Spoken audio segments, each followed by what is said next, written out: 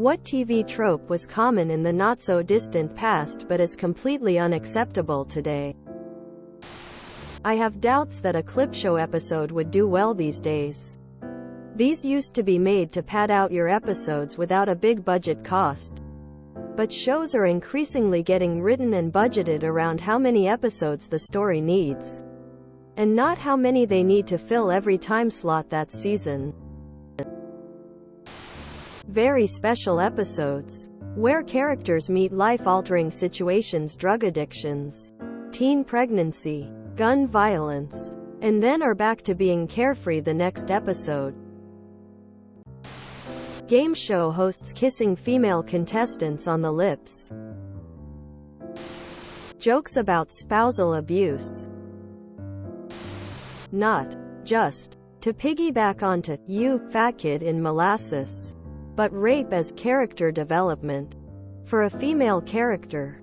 It was a very common trope with soap operas. Luke and Laura on General Hospital were moved into a relationship because he raped her on the floor of his nightclub. Cricket Blair, nice but vapid teen model on The Young and the Restless, became Christine Blair, law student, when she was raped in her apartment. Marty Saybrook on One Life to Live was portrayed as a spoiled, snotty, and heavens to Betsy, promiscuous party girl who was upset the town's pastor wouldn't date her. After being gang raped on the show, her character became a psychiatrist. Brooke Logan Forrester from The Bold and the Beautiful was set up to be raped by a man hired by her own former mother-in-law, in order to set up a truce between Brooke and her mother-in-law. And so on. And so on. For decades. The irony is not lost on me that soap operas were women's entertainment. Rapey men. It's crazy how common it was in 70s sitcoms for a girl to be saved from a rapey guy when her roommate dropped in early.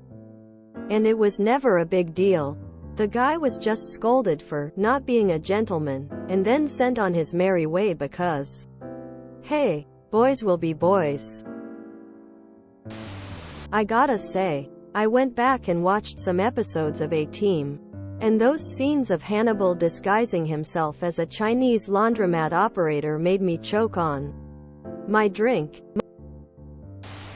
Comedic town drunk. Think Otis from The Andy Griffith Show. Suicide used to be a common joke, especially in cartoons. If you wanted to show a character was sad, they would pull out a gun and put it to their head. Daffy Duck did this all the time and it was normal. Not to a serious one, but I don't watch much TV, but are they still making light of head injuries and its selective amnesia properties? I swear Lex Luthor in Smallville should have a brain the consistency of watered-down pudding by the end of the series. The flamboyant gay character where their sexuality is either intended for the audience to laugh and make fun of if becomes a joke with other characters. Smoking. One of these days. One of these days. Pow! Right in the kisser. And bang! Zoom, you're going to the moon. Alice. The Honeymooners. The underage, played by an adult actress, neighbor, daughter's classmate wearing skimpy outfits. Quicksand, rattlesnakes and grappling hooks.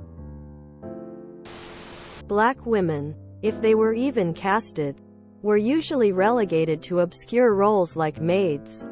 One of the first TV shows with a prominent black woman was Star Trek, which featured Nichelle Nichols, Uhura, as a bridge officer. It is said that Nichelle Nichols' performance inspired Whoopi Goldberg to pursue acting, so it is quite fitting that Goldberg landed a recurring role, Guinan, in Star Trek: The Next Generation. There's an episode of I Love Lucy where slipping Lucy a roofie is a plot device.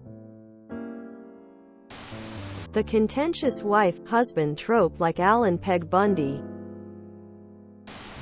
Spying on naked women or women changing clothes as an innocent boy, teen rite of passage.